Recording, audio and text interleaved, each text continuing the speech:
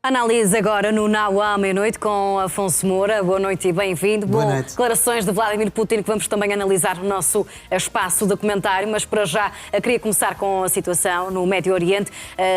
Qual é que é o ponto de situação atual da guerra? Que apanhada é que vamos fazer desta terça-feira e que zonas é que foram mais bombardeadas? Eu acho que em grande medida nós devemos começar, antes de ir aos bombardeamentos, pensarmos já no Estreito de Hormuz. Que nós estamos a ouvir que poderá estar a ser minado pelo Irão. Sim. Aqui nós temos sempre que avançar vagarosamente, porque não sabemos de facto se está a acontecer. Depois temos já, desde os Estados Unidos da América, a dizer que vários barcos estavam a ser utilizados para minar o estreito, já foram destruídos. Todos 16. Exatamente, 16, que é um número altíssimo. Acredito que os Estados Unidos tenham destruído alguns, mas 16, assim, derrompantemente, parece-me excessivo.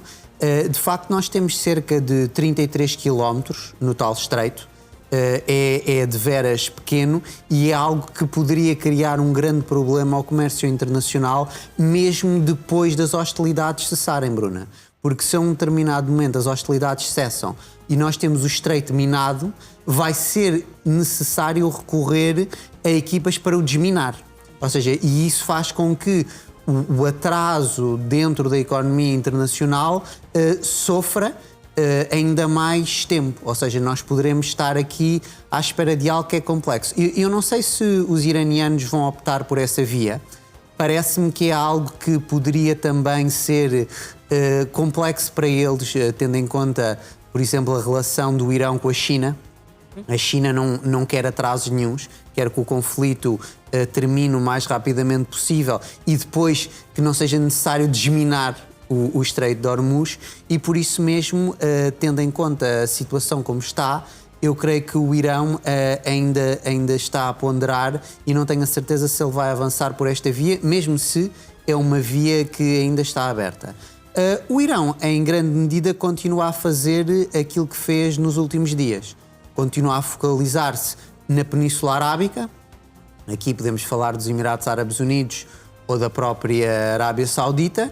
E depois temos, como é óbvio, o alvo já no Levante, que é o alvo israelita. Aqui não há uma grande medida, não há uma grande modificação na visão iraniana deste conflito e nós temos que, de facto, apercebermos que até este momento uma das coisas que alguns na América gostariam que ocorresse ainda não ocorreu, que é algo do género a Arábia Saudita, por exemplo, declarar guerra ao Irão e de facto usar as suas forças para se juntar ao ataque americano e ao ataque israelita. Até agora isso não está a ocorrer e demonstra também que os árabes na zona têm uma posição ambígua, tendo em conta isto tudo, porque eles sentem-se ali apanhados no meio de um conflito, não se sentem necessariamente como parte do conflito, mas acabam por, permite-me a expressão, levar por tabela, tendo em conta que, como os Estados Unidos da América têm uma grande presença naquela região, automaticamente visar os Estados Unidos da América faz com que esses países sejam em alguma medida, pelo menos parcialmente, visados.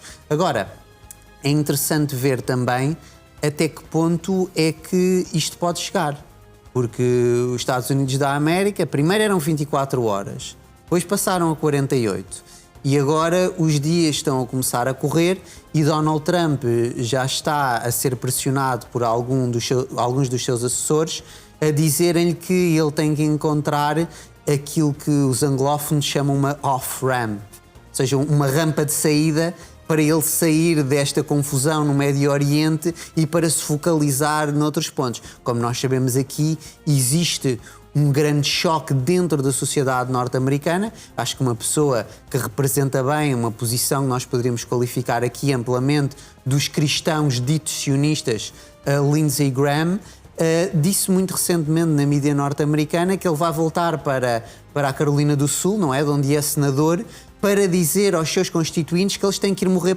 por Israel. Ou seja, uma coisa completamente alucinante e a direita norte-americana, cada vez mais, à medida que os anos vão passando, não compreende esta deificação de Israel. Que nós, em alguma medida, para a compreendermos, temos que perceber aqui aquilo que, por exemplo, o Charles Maurras chamava o judeu-protestantismo e como é que, em alguma medida, estes cristãos norte-americanos têm uma abordagem da cristandade que é francamente simplória.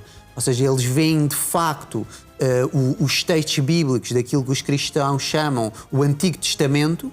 E Israel tem um lugar privilegiado, mas depois parece que eles, em alguma medida, se esquecem do Novo Testamento. Ou seja, da mensagem de Jesus e da transferência que existiu, e nós vimos isso também noutro político norte-americano muito importante, Ted Cruz.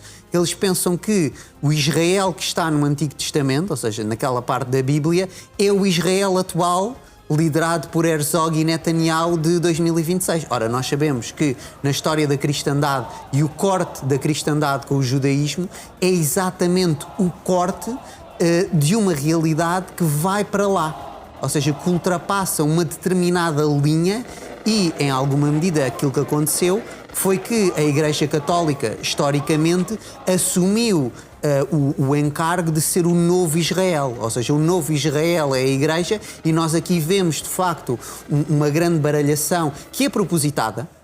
E os sionistas e os neoconservadores penetram com o seu discurso dentro de algumas destas seitas cristãs na América, exatamente para simplificar e para cortar esta questão da transição e esta questão de Jesus Cristo, que a alguma medida acaba por ficar numa posição mais secundarizada quando não é terciarizada. Isto, de facto, demonstra-nos como a ideologia, Bruna, a ideologia política, joga um grande papel, de facto, para fazer com que as pessoas entrem por estes caminhos. Ora, na América isso está difícil e como é óbvio, Israel tem hoje uma posição que é mais precária dentro da política norte-americana do que aquela que tinha há uma década ou mesmo há duas. E nós, por exemplo, aqui ontem ainda vimos aquele vídeo daquele fuzileiro que denunciava precisamente essa questão. Que não querem morrer por Israel. É um exemplo perfeito, ou seja, é esta ideia, quer dizer, eu aqui acho que nós temos que ser muito realistas. O mundo é constituído por Estados soberanos, Bruna. E os Estados soberanos, na Carta das Nações Unidas e no direito internacional consuetudinário, têm assuntos internos. Ora, os assuntos internos têm que ser resolvidos internamente. Não podem ser resolvidos com influências externas. Nós podemos dizer assim, mas eu não gosto do regime no Irão, não gosto do regime na China, não gosto do regime na Rússia, não gosto do regime na Venezuela. Tudo bem, mas quer dizer, os Estados Unidos da América não têm uma missão divina, não é? Apesar de, a partir do século XIX, nós sabemos que há aquela palavra, aquela expressão em inglês do Manifest Destiny, o destino manifesto, se nós quisermos. Os Estados Unidos da América... Dá só o contexto que, de facto, estamos a ver o vídeo que falávamos aqui ontem deste fuzileiro. Exatamente, quer dizer, nós aqui temos cada vez mais na sociedade norte-americana pessoas a questionarem-se e a dizerem, quer dizer, a América é um Estado soberano, Israel é outro. Porque é que os americanos não têm que ir morrer por Itália? Aliás, até existem internautas que às vezes a brincar trocam o nome de Israel pelo nome de Itália e apresentam depois aquilo e as pessoas dizem, isto é impossível, nós mandamos este dinheiro todo para a Itália, fazemos este investimento todo em Itália, etc. Isto não pode ser, nós temos que parar de fazer isto. E depois dizem às pessoas, não, afinal não era a Itália, era Israel. E aí as opiniões de facto dividem-se, porque quando as pessoas ouvem Israel, pensam de facto que o cristão tem uma obrigatoriedade de defender o judeu. Aliás, isto é uma grande mistificação que começa no século passado, Bruna, essencialmente na segunda metade. Há várias pessoas, a ignorância está muito espalhada, não é? Há várias pessoas que pensam que existe uma civilização judaico-cristã. Ora, a civilização europeia é tudo menos isso. A civilização europeia é greco-cristã, é heleno-cristã. Não existe uma civilização judaico-cristã. Existem, na realidade, três, se nós quisermos pensar aqui. Existe uma civilização cristã, uma civilização judaica e uma civilização islâmica. Ou seja, nós temos aqui, de facto, diferenças que depois, muitas vezes, as pessoas querem juntar umas contra as outras e de relembrar aqui que estas civilizações aliaram-se umas às outras historicamente. Por exemplo, nós aqui na Península Ibérica conhecemos bem em determinado momento, quando os visigodos são derrotados na Idade Média, sabemos que comunidades judaicas sefarditas ajudam o invasor maometano a controlar a Península Ibérica. Ou seja, nós aqui temos sempre que compreender esta complexidade e compreender que, historicamente, houve momentos em que os cristãos e os judeus puderam estar aliados, mas também houve momentos em que estavam em pontos opostos. Afonso Moura, temos muito mais que falar ainda. Há várias novidades no que diz respeito a este conflito.